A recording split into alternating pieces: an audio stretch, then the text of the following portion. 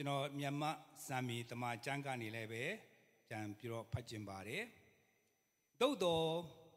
ငါတို့၏နိုင်ငံသားအယက်အရာသည်ကောင်းကင်ဘုံ၌ရှိနေ၏ထိုရမှကြွလာတော်မူမိကယ်တင်ရှင်သခင်ယေရှုခရစ်တော်ကိုငါတို့စောင့်မျှော်နေကြ၏ကျွန်တော်ဖတ်ကြားသွားတဲ့ကျမ်းစာနှုတ်ကပတ်တော်အပြင်ဖျားရှင်ရဲ့ကျေးဇူးတော်ဂုဏ်တော်တယောက်စီတိုင်းမှာတည်ရောက်ပါစေဥစွာတချို့ကျွန်တော်ရဲ့ခေါင်းစဉ်နဲ့ပတ်သက်လို့တချို့တော်တော်များများနားလည်ပြီးသားဖြစ်မဲ့တင်ပါတယ်ဌာနီသူစိန်ပေါ့နော်အဲ့တော့ဒီမကြားဘူးတဲ့သူတွေများရှင်းပေါ့လေအနည်းငယ်လေးခေါင်းစဉ်နဲ့အစပြုကျင်ပါတယ်အဲ့တော့ဌာနီကတော့မြန်မာစကားပါဠိကနေလာတာထင်ပါတယ်ဌာနဒေသအယတ်ဒေသပေါ့နော်နေရာဒေသဖြစ်ပါတယ်နောက်တကသူစိန်ကတော့ရေးတော့အမှန်ပေါ့နော်ဖတ်တော့အတန်ဒဇိန်ပေါ့ဒဇိန်ဆိုတဲ့အဓိပ္ပာယ်ရှိပါတယ်ဆိုတော့ဌာနေလို့ပြောတဲ့အခါမှာကျွန်တော်ရဲ့မွေးရမြေကျွန်တော်နေထိုင်တဲ့နေရာကျွန်တော်ကြီးပြင်းလာတဲ့နေရာကျွန်တော်တို့ ਨੇ ပတ်သက်နေတဲ့အယတ်ဒေသလို့ဆိုလိုတာဖြစ်ပါတယ်သဘောကပြောရရင်တော့နေခံဒေသခံတမျိုးပြောရရင်အိမ်ရှင်ပေါ့နော်ဒါဌာနေကိုပြောလိုတာဖြစ်ပါတယ်ဒဇိန်ကတော့သိတဲ့အတိုင်းပဲဒေသခံမဟုတ်ဘူးသူလူတစ်ဖြစ်တယ်နေချကလာတာနေရာတခြားနေရာကလာတာဖြစ်တယ်သူဟာတမျိုးပြောရဧည့်သည်ဖြစ်ပါတယ်အိမ်ရှင်နဲ့ဧည့်သည်ဒေသခံနဲ့တခြားနေရာကလာတဲ့လူဆိုတော့ဒီဌာနီသစိမ်းကိုမတူတဲ့စကားလုံးတစ်ခုကျွန်တော်တို့ဒီနေ့တွဲဖက်ပြီးတော့ခေါင်းစဉ်အနေနဲ့ရွေးလိုက်တာဖြစ်ပါတယ်ကျွန်တော် TCC ကျောင်းတော်ကြီးရဲ့နှစ်စဉ်ပေါ့နော်အထူးပြုအခြေပြုကျမ်းအခြေပြုဆောင်ပုတ်ရွေးတဲ့အခါမှာ2010ခုနှစ်လွန်ခဲ့တဲ့14နှစ်တုန်းကဒီဆောင်ပုတ်လေးကိုဒီခေါင်းစဉ်လေးကိုအသုံးပြုခဲ့ကြပါတယ်အင်္ဂလိပ်လို resident aliens resident ကဌာနေပေါ့နော်ဒီမှာနေထိုင်တာ aliens ကတော့လူစိမ်းတွေတစိမ်းတွေဆိုပြီးတော့ဒါအမေရိကန်ပြည်ထောင်စုကကျွန်တော်ဒီခရီးယန်ကျင့်ဝတ်ပညာပိုင်းဆိုင်ရာမှာ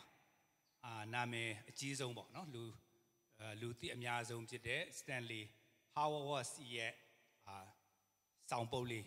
သူ့ရဲ့ theology သူ့ရဲ့တွေးခေါ်မှုဖြစ်ပါတယ် resident alien ဆိုပြီးတော့သူကနာမည်ပေးထားတာရှိတဲ့အခါမှာကျွန်တော်2010မှာကျောင်းရဲ့ DCC ကျောင်းရဲ့ဆောင်ပုဒ်အနေနဲ့လည်းသုံးပူးပါတယ်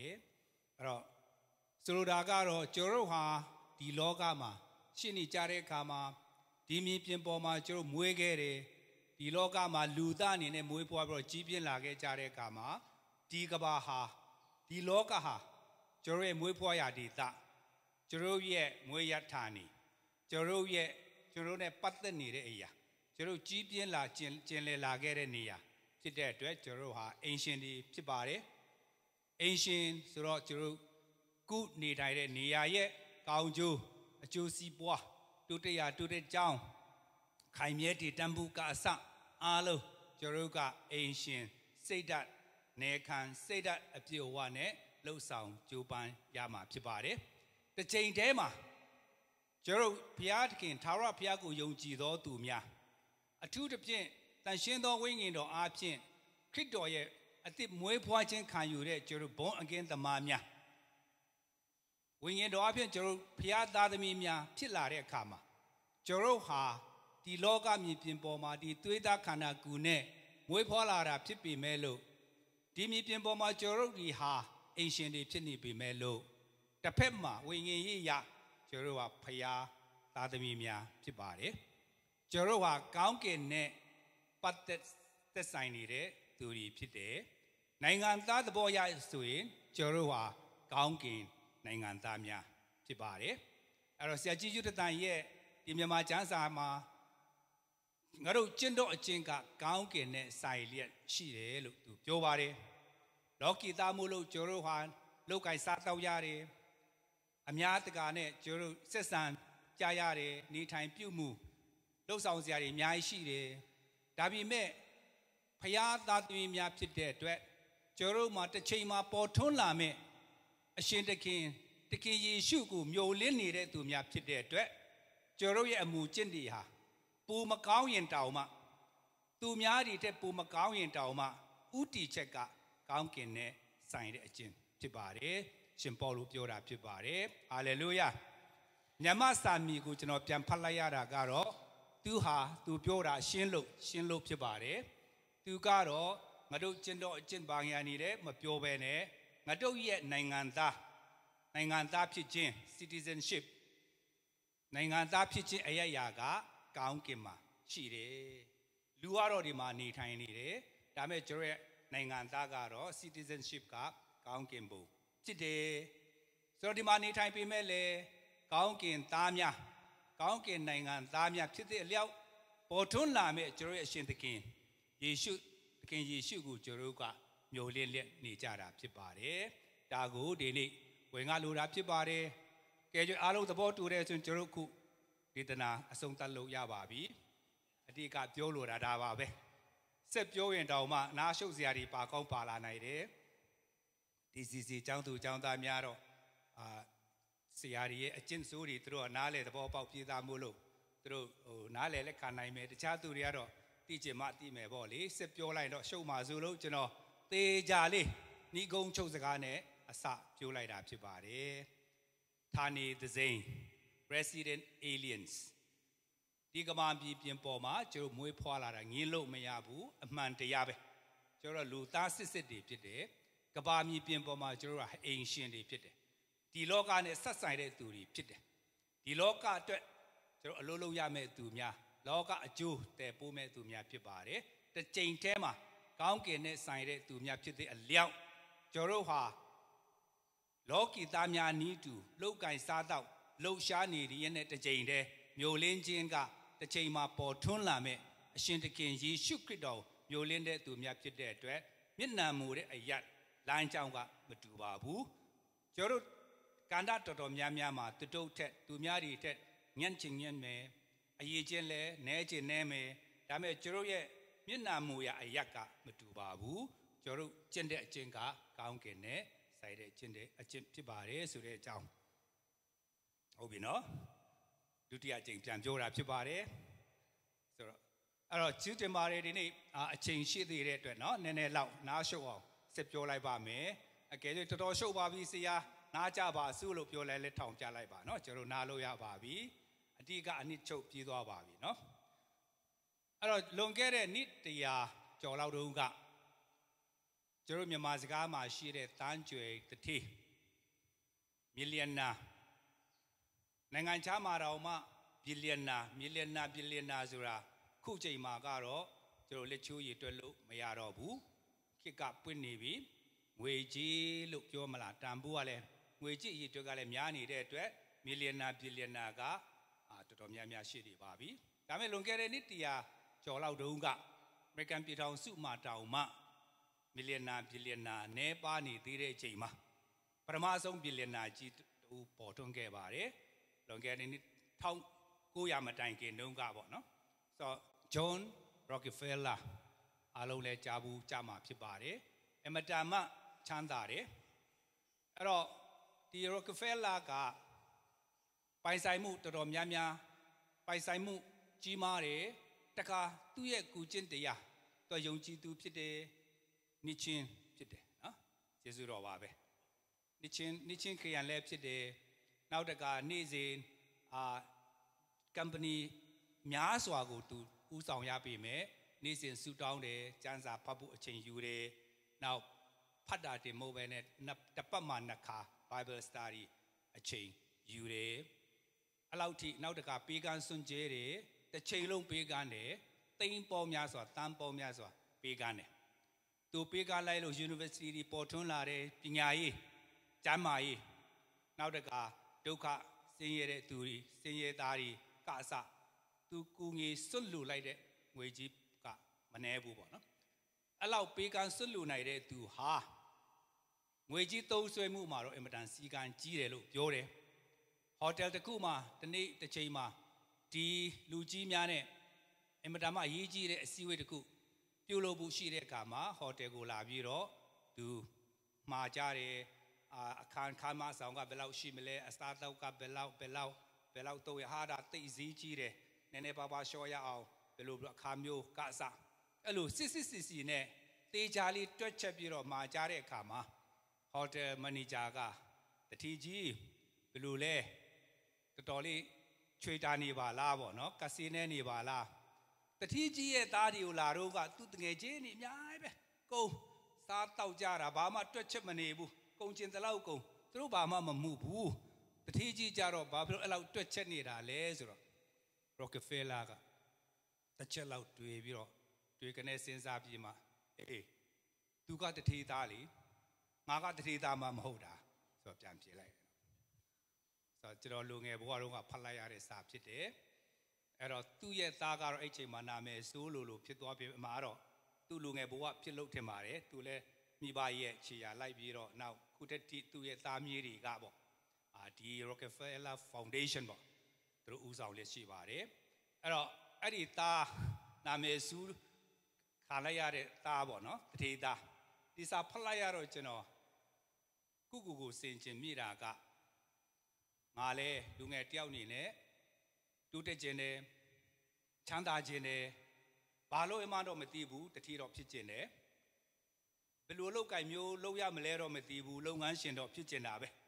ကိုလည်းဖြစ်ခြင်းကြတာမလားလူငယ်တွေအနေနဲ့အများမဖြစ်ခြင်းလုပ်လဲမရဘူးเนาะဖြစ်ခြင်းတိုင်းလဲဖြစ်တာမဟုတ်တဲ့အတွက်မဖြစ်ခြင်းတော့မဖြစ်ဖို့များတယ်အဲ့တော့အနည်းဆုံးတော့ဖြစ်ခြင်းပြီးမှလမ်းစရှာဘူးအဲ့မှာကျွန်တော်ပြန်စဉ်းစားလိုက်တော့ငါဖြစ်ခြင်းတာကဆိုတော့တေချာပြန်စဉ်းစားလိုက်မှကျွန်တော်ဖြစ်ခြင်းတာကတတိမဟုတ်ပဲနဲ့တတိသားဖြစ်နေတုံးခြင်းတာဖြူးခြင်းတာကြွားခြင်းတာပေါ့နော်လူငယ်ဘဝကလည်းဆိုတော့တေချာပြန်စဉ်းအဲ့ဒီစာဖတ်ပြမှတေချာပြန်စဉ်းစားတော့ကျွန်တော်ဖြစ်ခြင်းတာတတိသားနော်တတိမဟုတ်ဘူးဆိုတော့ဒီလိုမျိုးကျွန်တော်ဘဝမှာရီမန်းချက်တွေရှိနေတဲ့အခါမှာဒီလောကမှာပေါ့နော်လူသားတယောက်အနေနဲ့နောက်ဖျားသားသမီးတွေလည်းဖြစ်ကြတယ်ကျွန်တော်တို့ကဖျားတော့ဖြစ်ခွင့်တော့မရကြဘူးပေါ့နော်ဒါမဲ့အခွင့်ထူးခံစားနေတဲ့ဖျားသားသမီးတွေအဖြစ်လောက်ပဲကျွန်တော်စိတ်ကူးရင်နေကြသလားပေါ့နော်ဆိုတော့ဖျားနေရတော့မဟုတ်ပြီမဲ့ကျွန်တော်ကဥဆောင်ပြီးတော့စီမံခန့်ခွဲတဲ့သူအနိနာခံပြီးတော့နောက်တကကောင်းမှုတွေလှုပ်ဆောင်နေတဲ့သူအဲ့ဒါမျိုးထက်ဒီရရှိတဲ့အခွင့်အရေးကိုကုရဲ့ပျော်ရွှင်မှုအတွက်ပျော်ပါမှုအတွက်သုံးကျင်တဲ့ဖရာသားသမီးမျိုးအဲ့ဒီတထေးသားမျိုးများကျွန်တော်ရေမှန်းချက်ကပူဖြစ်နေမလားဆိုတော့အဲ့မှာဒီနေ့လဲအဲ့ဒါအနည်းငယ်လေးပြောလိုတာဖြစ်ပါတယ်တခြားဥပမာတစ်ခုကြားဘူးတာပါဇိမ်ခံသင်္ဘောပေါ်မှာတဲ့လူတယောက်သူမမျိုးလဲပဲတတိကြီးတူကူငီမိလိုက်လို့တတိကြီးကနေဂျေဇုဆက်တဲ့အနေနဲ့ဇင်ခံသင်္ဘောလက်မှတ်ပေးလိုက်တာဘယ်နေ့ခီးလဲမသိဘူးเนาะထိုင်ယုံပဲထိုင်စားယုံပဲအိတ်ယုံပဲပေါ့เนาะအဲ့မှာဇင်ခံသင်္ဘောကြီးနဲ့ထွက်လာတော့သူကအိတ်ခမ်းကောင်းနဲ့ဒါမဲ့ခဏနေတော့စာလာတော့သူ့မှာလဲပိုက်ဆံအပြည့်ဝတေချာမပါလာဘူးဆိုတော့ကြည့်လိုက်တော့အလကားစားလို့ရတဲ့အသီးလေးတွေရှိတယ်တချို့တွေစားပြီးတော့အစာပြေပေါ့နောက်တကယ်ထမင်းစားချိန်ကြတော့သူများတဲ့ထမင်းတွေစားနေအားရပါရအာဇပါဇပေါ့နော်သူတို့စားနေကြတယ်သူလည်းလိုက်စားခြင်းတယ်မစားရဘူးသူပိုက်ဆံမရှိဘူးဈေးတွေလည်းကြီးမဲ့ပုံပဲအဲ့တော့ညကြတော့သူကဒီအမိုက်ပုံးထဲရောက်သွားတဲ့အစာတောက်တွေစားကျွန်းစားကြံမဟုတ်ဘဲနဲ့စားပြီးမှကြံတာမဟုတ်ပဲနဲ့မစားရသေးပဲနဲ့ထုတ်တယ်ပြီးမှမစားဖြစ်တဲ့ဟာတွေအကောက်အတိုက်ရှိနေတဲ့ဟာတွေအမိုက်ပုံးထဲမှာအမိုက်ပုံးကလည်းအမိုက်မဆန်ဘူးပေါ့နော်ကျွန်တော်ရဲ့အခန်းတွေတက်ပူကောင်းတယ်သူတို့ရဲ့အမိုက်ပုံးကသူတို့ရဲ့ toilet ကကျွန်တော်ရဲ့အခန်းတက်ပူပြီးတော့တန့်ရှင်းတယ်ဆိုတဲ့သဘောပေါ့နော်ဆိုတော့အဲ့မှာအဲ့ဒီဖယ်ထားတဲ့အစာတောက်တွေသူကသွားပြီးတော့ညကြံသွားခုပြီးတော့စားတယ်နောက်မှသူတိလာတာကအတူချုံပြောရရင်သူတိလာတာကသူ့ရဲ့ဇင်ခံသင်္ဘောလက်မှတ်ကထိုင်စီးရုံအတွက်တင်မဟုတ်ပဲနဲ့အဲ့ပေါ်မှာနေသမျှကာလပတ်လုံးအစအတော့အားလုံးအတွက်ပါပြည်သားစေငင်းလက်မှတ်ဖြစ်နေတယ်ဆိုတာကိုအဲ့ဒီတင်ဘောမန်နေဂျာတင်ဘောကပတင်ကပြောမှပဲသူနားလေသွားတယ်တီးတဲ့အချိန်မှာစားမယ်တောက်မယ်လို့တော့ ခီးစဉ်ကပြေးသွားပြီးသင်္ဘောပေါ်ကဆင်းလိုက်ရတယ်အဲ့တော့သင်္ဘောပေါ်ကစားတောက်ခါနေကအစားကောက်တောက်ကောက်တွေသူမစားရပဲနဲ့ဆင်းလာခဲ့ရတယ်အဲ့တော့ဒါကြတော့လေခုနဟာနဲ့ပြောင်းပြန်ပေါ့နော် Rockefeller ရဲ့သားနဲ့ပြောင်းပြန်ဇင်ခံသင်္ဘောကြီးပေါ်မှာလူတလောက်စားသုံးခွင့်ရနေပါရဲ့နဲ့မတိလိုက်လို့မစားလိုက်ရတာနော်ချူးချံချွေတာလို့မဟုတ်ဘူးစီကံရှိလို့မဟုတ်ဘူးတတိထားလို့စင်ချင်လို့မဟုတ်ဘူးမတိလို့မစားတာအဲ့ဒါမျိုးကြတော့လေမဖြစ်ကောင်းဘူးလို့နော်ဆိုတော့ကျွန်တော်ဒီနှစ်ခုကိုရှင်ပြီးတော့ကျွန်တော်ရဲ့တမန်ကျမ်းစာထဲမှာလူတိအများဆုံးပုံတာရကတစ်ခုဖြစ်တဲ့ကြောက်တော်သားအဲ့ဒါလေးအနည်းငယ်ပြောချင်ပါတယ်သားအငယ်ကသူဟာတတိသားဖြစ်မှန်းသိတယ်ဘယ်လိုသုံးရမယ်ဆိုတာလဲသိတယ်သူ့ရဲ့အခွင့်အရေးကိုလည်းသိတယ်သူ့ရဲ့သားဖြစ်ခြင်းအယက်အရာကိုလည်းသိတယ်အကုန်ယူသုံးလိုက်တယ်တောင်းတယ်ရတယ်ထွက်သွားတယ်သုံးဖြိုးတယ်ကုန်တယ်အဲ့လိုဟာမျိုးအဲ့တော့ကျွန်တော်သူ့ရဲ့အကြောင်းကျွန်တော်အသေးစိတ်ပြောကြမလို့တော့ဘူးသူ့ရဲ့ခွင့်ရမှန်သမျှအလွယ်သုံးစားလုပ်ပစ်လိုက်တယ်လုပ်နိုင်ခွင့်လုပ်ပိုင်ခွင့်လည်းရှိတဲ့အတွက်သူသုံးလိုက်တယ်သုံးဖြုံလိုက်တယ်ကုန်သွားတယ်သားအကြီးတစ်ချိန်လုံးအလုပ်ကြိုးစားတယ်အဖေအိမ်မှာသားအကြီးပြီးတစ္ဆာရှိနဲ့အလုပ်လုပ်တယ်ဒါပေမဲ့နောက်ဆုံးမှာပေါ်လာတာက तू မသိလိုက်တာတခုရှိတယ်သူ့အဖေစီမှာ तू complaint တက်တယ်တစ်ချိန်လုံးအလုပ်ကြိုးစားတယ်အဖေအတွက်ဖေနားမှာနေပြီးတစ်ချိန်လုံးအလုပ်ကြိုးစားတယ်ကျွန်တော်အတွက်ကြတော့စိတ်တကောင်တော်မှတပ်ပြီးတော့ပွဲမလုပ်ပေးဘူးတဲ့ तू complaint လုပ်လိုက်တာအဖေဘက်ကတော့ဒါရှိသမျှအကုန်သားနဲ့ဆိုင်တဲ့အရာတွေပဲယူသုံးလိုက်ပေါ့သုံးတဲ့တယ်ဆိုရင်လိုအပ်ရင်စိတ်တင်မကဘူးစင်တကောင်လုံးတိုက်ရင်တောင်ရတယ်ပေါ့နော်လိုအပ်ရင်ဆိုတော့အဲ့ဒီသားအကြီးသားအငယ်နဲ့တော့တော်တော်လေးကြွာချတယ်မဖြုံးတဲ့အတွက်သားအငယ်ထက်တော့အရည်ချင်းပိုရှိတယ်လို့တော့ပြောရမယ်အလုပ်ကြိုးစားတဲ့အတွက်လည်းပဲအလုပ်မလုပ်တဲ့သားငယ်ထက်တော့အများကြီးပိုကောင်းတယ်ဒါပေမဲ့သူ့ရဲ့သားဖြစ်ခြင်းအယက်အရာသူမသိဘူးကျွန်အစီခံငယ်သားအစစ်လောက်နဲ့ပဲတွေးပြီးတော့သားဖြစ်တဲ့နေရာသူမယူနိုင်ခဲ့တာကိုတွေ့ရတယ်ဒါလည်းပဲဒါကြည့်လိုက်တဲ့အခါမှာကြွားကြချက်ဒါကြောင့်မလို့ဒီပုံတာရကိုကြည့်တဲ့အခါမှာကျွန်တော်တို့ကြားထဲမှာသားလက်တူလောက်ရှင်တော့ကောင်းပါပဲပေါ့နော်အဲ့လိုအလုပ်ကြိုးစားပြီးတော့ဒါပေမဲ့လည်းသားအယက်ရာကိုတိလိုက်တလားတော့မသိဘူးနော်မသုံးဖြစ်တဲ့သားကြီးနဲ့သားဖြစ်ချစ်အယက်ရာတိလို့အကုန်လုံးယူသုံးပစ်လိုက်တဲ့သားငယ်အဲ့ဒီကြားထဲမှာသားဖြစ်ချစ်အယက်ရာကိုလည်းသိတယ်သားသမီးဝတ်လဲကြည်ပြွန်တယ်လှုပ်ရှားရှိတာသုံးရှားရှိတာလဲလောက်ကင်သုံးဆွဲစီမံခန့်ခွဲနိုင်တဲ့သားလက်တယောက်တော့လိုနေတဲ့ပုံပဲအဲ့တော့ကျွန်တော်အစဉ်ပြေကျန်းစာကျွန်တော်ပြန်ရေးခွင့်ကြုံကြရင်ပေါ့ကျွန်တော်မကြုံတော့ပါဘူးကျွန်တော်တမန်ကျန်းစာရေးတဲ့ချိန်ကုန်သွားပြီဆိုတော့အဲ့တော့တမန်ကျန်းစာမှာတော့ထပ်ထဲလို့မရဘူးဒါမဲ့တရားဒေသနာဝင်ငှတဲ့ချိန်မှာတော့ကျွန်တော်တရားမဝင်ပေါ့နော်ထပ်ထဲလို့ရပါတယ်သားလက်လေးလိုပါတယ်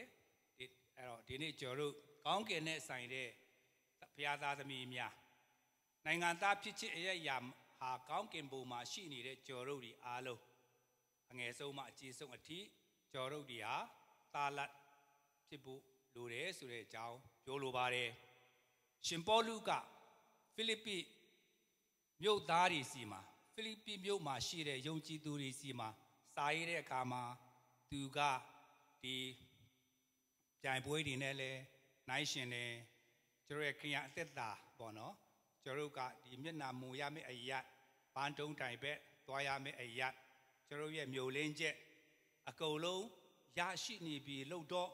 ပြောလို့မရပြီမဲ့ကျွန်တော်ကအဲ့ဘက်ကိုသွားနေတဲ့အကြောင်းအဲ့ဒီလမ်းကြောင်းကိုသူကရှင်းပြရေးနဲ့ဒီအခန်းကြီး3မှာခုနကျွန်တော်ဖတ်ကြားသွားတဲ့20မှာဆိုရင်တော့ဒါကိုသူကတေချာလေးပြန်ပြောလိုက်တာဖြစ်ပါတယ်လောကမှာကျွန်တော်နေတဲ့အခါမှာလောကီသားများဖြစ်တယ် ဒါမဲ့ယောမအခန်းကြီး7နှစ်မှာလဲသူပြောထားတဲ့အတိုင်းလောကီပုံတံမဆောင်ကြဘူးကျွန်တော်တို့ကကောင်းကင်နိုင်ငံသားကျွန်တော်ရဲ့ citizenship ပေါ့နော်ကကောင်းကင်နဲ့ဆိုင်တဲ့အရာတွေဖြစ်လို့တခြားလောကီသားများယူသားကြိုးစားတဲ့သူအများကြီးပဲလိမ္မာပြီးတော့တော်တဲ့သူတွေအများကြီးပဲဒါမဲ့မျိုးလင်းချင်းကသူတို့ကပေါ်ထွန်းလာမဲ့အရှင်သခင်ယေရှုခရစ်တော်သူတို့မျိုးလင်းနေတာမဟုတ်ဘူးကျွန်တော်တို့ကြတော့သူတို့ထက်ညံ့ချင်ညံ့မယ်ဒါမဲ့ကျွန်တော်ရဲ့မျိုးလင်းတဲ့အရာအရှင်သခင်ရှိတယ်မတူဘူးဆိုတာကိုရှင်ပေါလုကပြောတာဖြစ်တယ်ဘာဖြစ်လို့ကောင်းကင်နိုင်ငံသားအရာ citizenship ဆိုတဲ့စကားလုံးသုံးတယ်လဲဖိလိပ္ပိမြို့ရဲ့နောက်ကလေးအနည်းငယ်ပြောခြင်းနဲ့ Greek မြို့ဖြစ်တယ်မြို့သူမြို့သား Greek တွေဖြစ်ပြီမဲ့လို့အဲ့ဒီဖိလိပ္ပိမြို့ရဲ့နောက်ခံသမိုင်းတစ်ခုကောင်းကွက်လေးကတော့ရောမအင်ပါယာခေတ်ဖြစ်တယ်အဲ့ဒီရောမအင်ပါယာအဂရိမင်းနန်းလူတဲ့အချိန်မှာအဲ့ဒီမှာသူတို့ကနန်းလူနိုင်သွားတဲ့မက္ကာသာရဲ့အဖွဲ့ထဲမှာသူတို့ကတင်ဆွန်းတန်ပြအသက်ဆုံးပြီးတော့သူတို့ပါဝင်တိုက်ခိုက်ပေးတဲ့သူတွေဖြစ်တဲ့အခါမှာရောမအဂရိမင်းရဲ့မျက်နှာသာပေးခြင်းခံရတယ်မြို့ထဲမှာကရောမကနေအီတလီလူမျိုးတွေပေါ့နော်ရောမလူမျိုးတွေဖိလိပ္ပိမြို့မှာနေထိုင်ဖို့အတွက်လဲလာကြတယ်မြို့ခံ Greek လူမျိုးတွေကလည်းပဲရောမအဂရိမင်းရဲ့သူကောင်းပြုခြင်းခံကြရတယ်ဆိုတော့သူတို့က Greek လူမျိုးတွေဖြစ်တယ်ဖိလိပ္ပိမြို့သားဖြစ်တယ်ဒါမဲ့အခွင့်ထူးခံစားရတဲ့ဟာတစ်ခုကတော့ရောမမြို့သားဆိုတဲ့ citizenship Roman citizenship တို့ရရှိထားကြတာဖြစ်တယ်မြို့ရဲ့တည်ဆောက်ပုံကလည်းပဲရောမမြို့အငယ်စားပုံစံငယ်လေးပေါ့နော်သူတို့ရဲ့အကျွမ်းကြံတွေတို့ archaeology ဒီရှေးအောင်ပစ္စည်းတွေတို့ရှာဖွေတဲ့အခါမှာဒီဖိလိပ္ပိရဲ့မြို့ရဲ့ဖွဲ့စည်းပုံကရောမမြို့နဲ့တထေရာတဲပဲအများကြီးပိုးငယ်တာတခုပဲဆိုတော့အဲ့ကိတုကတော့ကအမတာမဂုံယူဝင်းကြွခဲ့ရတဲ့မြို့ခုချိန်မှာကျွန်တော်တို့အမေရိကပေါ့နော်ဩစတြေးလျအမေရိကနိုင်ငံကောက်နာမည်ကြီးတဲ့နိုင်ငံတွေရှိတယ်အမေရိကနိုင်ငံသားရရှိပြီဆိုတော့ Facebook မှာကြောင်ရလိုက်ကြတာနော်ဘုံတော်ဝင်စားသွားပြီလားလို့တော့ထင်ရတယ်ဟာလေလုယာချီးမွမ်းကြတာဘာလဲဆိုတော့ American citizenship ရသွားပြီပေါ့နော်နိုင်ငံသားရှောက်တာဖြေတာအောင်သွားပြီပေါ့နော်တိတ်ပျော်ကြတယ်ရှင်ပေါလုခေတ်တုန်းကရောမခေတ်ရောမမြို့သားဖြစ်ခွင့်ရခြင်းဒီအမတာမထူးမြတ်တဲ့အခွင့်အရေးသူကိုယ်တိုင်ရောမမြို့သားသူဘယ်နည်းဘယ်လိုရသွားလဲမသိဘူးတာရှုမြို့သားလေသူကဂျူးလူမျိုးအဲ့ဒါကိုတော့ရောမမြို့သား citizenship ရလိုက်တယ်တမန်တော်ဝတ္ထုထဲမှာသူခီးသွားပြီးမှယေရုရှလင်မြို့ပြန်ရောက်တော့အဖမ်းခံရတယ်ဒီလိုတရားတွေဖောက်လွဲဖောက်ပြန်ရှောက်ပြောတဲ့သူနော်အရင်တော့သူဖာရိစစ်ယုံကြည်သူတွေကိုလိုက်လံဖမ်းဆီးဖို့ငင်းဆဲတဲ့သူကအခုတကယ်ယေရှုကြောင့်ရှောက်ဟောနေတဲ့အတွက်ဟိုမှာဒေါသထွက်ကုန်ကြပြီမြတ်ဒီမှာတစ်မျိုးဟိုမှာတစ်မျိုးအမျိုးမျိုးပဲဆိုပြီးတော့သူဗိမာန်တော်မှာတခြားယာကုပ်တို့ဘာတို့ရဲ့တိုက်တွန်းချက်အရာတန်ရှင်းခြင်းပေါ့နော်အပြစ်ဖြေတာသူလှုပ်ပြီးမှထွက်လာတဲ့နေရာမှာဖမ်းကြတယ်ဂျူးလူမျိုးတွေကအဲ့ဒီမှာရောမစစ်သားတွေလာပြီးတော့တထောင်အုပ်ပေါ့နော်ဘူကျုပ်အစင်ဘူမှုကျုပ်အစင်တွေလာပြီးတော့လာဖမ်းသွားတယ်အဲ့ချိန်မှာသူကရောမမြို့သားဖြစ်နေမှသူကသူလည်းမင်းတို့ကဘာဖြစ်လို့ရောမမြို့သားတယောက်ဒီလိုလုပ်လိုက်တာလဲလို့ပြောလိုက်မှရောမမြို့သားဖြစ်တာသိလိုက်ရတဲ့အခါမှာဘူချုပ်တွေတောင်မှသူ့ကိုမထီရတော့ဘူးနော်အဲ့လောက်ထိအဲ့ဒီ Roman citizenship ကတော်တော်လေးကိုကြီးကျယ်တယ်ပေါ့အဲ့ခေတ်တုန်းကနော်တော်တော်လေးအသုံးဖြစ်တယ်ဒီအကြောင်းကိုနားလည်တဲ့ရှင်ပေါလုကဖိလိပ္ပိလူမျိုးဖိလိပ္ပိမြို့သားတွေစီမှာစာရေးတဲ့အခါမှာသူတို့ရဲ့ခရိယာအသက်တာဒီတူးတက်ပွင့်ပြိုးတဲ့ဒီဖိလိပ္ပိမြို့မှာဖျားသားသမီးတွေလိုခရိယန်တွေလိုကောင်းမွန်စွာသစ္စာရှိစွာအသက်ရှင်နေထိုင်လိုက်လျှောက်တတ်ဖို့အတွက်ဆိုရင်သူဥပမာအမျိုးမျိုးပေးတဲ့အထဲမှာနောက်ဆုံးသူကိုယ်တိုင်ခံယူရရှိထားတဲ့ Roman citizenship အဲ့ဒါကိုယူပြီးတော့ငါတို့ဟာကောင်းကင်နိုင်ငံသားများဖြစ်တယ်ကောင်းကင်ဘုံနဲ့ဆက်ဆိုင်တဲ့သူငါတို့ရဲ့နိုင်ငံသားဖြစ်ခြင်းကကောင်းကင်ဘုံမှာရှိတယ်လို့ပြောတဲ့အခါမှာဖိလိပ္ပိမြို့သားတွေနားလည်သွားတယ် dual citizenship ဆိုတဲ့တ The Chaintema Philippi Mudale Pide, Yoma Mudale Pide, Sure, the Yamalu Nanganta Pichin and Mubono. Era through Tija Nale,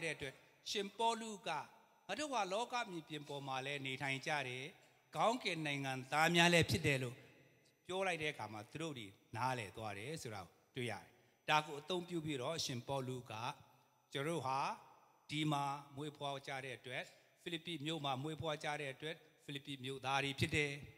Dabime, Yoma Mudari Lepide, Yoma Mudari Luchin Jayame, Sime Game Maniabu, Yoma Empire, Children, Loyame, Yopa Empire, Nengi Yare, Gong Young, Tentesire, Chimodibe, Chinjame, Sudet the Bone, Jolida Pipari, Tajamulo, Asarunga, Jolida Nigong Chosaka, Jambiro, Jamjolo Bari, Jorodi, Chimpolu, Piodalube, Philippi Mudari, Yoma Muda, Dual Citizenship, Yashi the Lube, Philippi Mu Toilet Town, She the Lu, Yoma Empire, Kulung Toilet through Town, She Biro, Philippi Muma Nita Yene, through Ye Senza, Chinjian, Nita Mu, Yolin Chediga, Empire to Kulung at Tini the Lube, Jorole Dima, Loka Mi Pimpoma, Ludari Nine, Muipola Recama, Mande, Jora Loki Dari Pite, Ludasi City Pite, Loga Ajute Puyama Pite, the Chaintema Joroha, Gongene, Sasairo Tumia Pite, Joro Chinde Chenha, Gongene, Sasaire Yapite, Jore Nanganta Pichinga Gongin Boma, Shini Bari, Portola Meshingu, Jomio Leni Rapide, Sure Chow, Mame Meliobe, Joro Tamata Dine, Seleni Dai, Chen Naibu, O Taito Lura Pibare, Elu Mahobu Suyin, Jo Kaune Upamata Mahopi me, Upamata Kune, Sonta Jendagaro, Jo Chimpine Suyin, Yamanangama, Tine Pine, Sally Gudega, the Kutiro Krian Pinelo, Jeroku Yuke Jari, Dame Lungere Nidonga, corruption, Lobiore, Chazamu, a Chimpia Chazamu, Lode Kaireniama, Tamatama Mashimu, Muejiga Sa. Simankango Aloma corruption. Yamata Nanganunga Gababoma, Jizuro, Lupioamala, take time up Genie, I take time up Genie, Yamanangama, Chimpinega, the Sobuno, Epe Paimaro, Namayani, Kriam Gine Pibari, Gong and Nessa to Miani Tide Pine Pibari, Daliri, Count Upamam Hopi Mele, Dinima Daliri, Uyubiro, Joro di Dimi Pimani Kama. Gongene Sairo to Mia Anine, Dimi Pimbo Machu, Pupin Tendeyari, Pupi Yame to repeat the light Piro Gongin Logi Pondaran, Sound Jame to Rimobu, Surago, Anuso 3 Piene Imiane, Ani Ucholubare, Tiozire Piache, Kaunji Pibazi.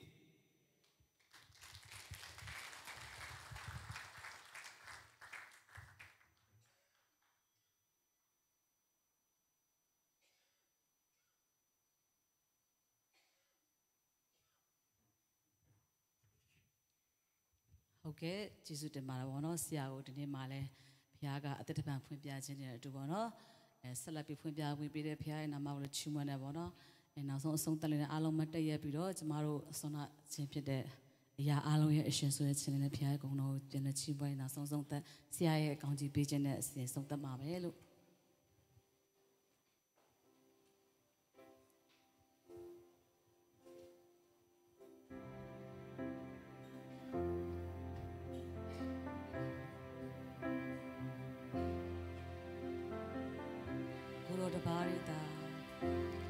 Guru the body that's no ye piaba. Guru the body that get denied pia. And the good is no ya go by the doshi. Guru lama luteya. Kumamshi, Guru the body da, Guru the body that's no ye piaba. Guru the body that get denied.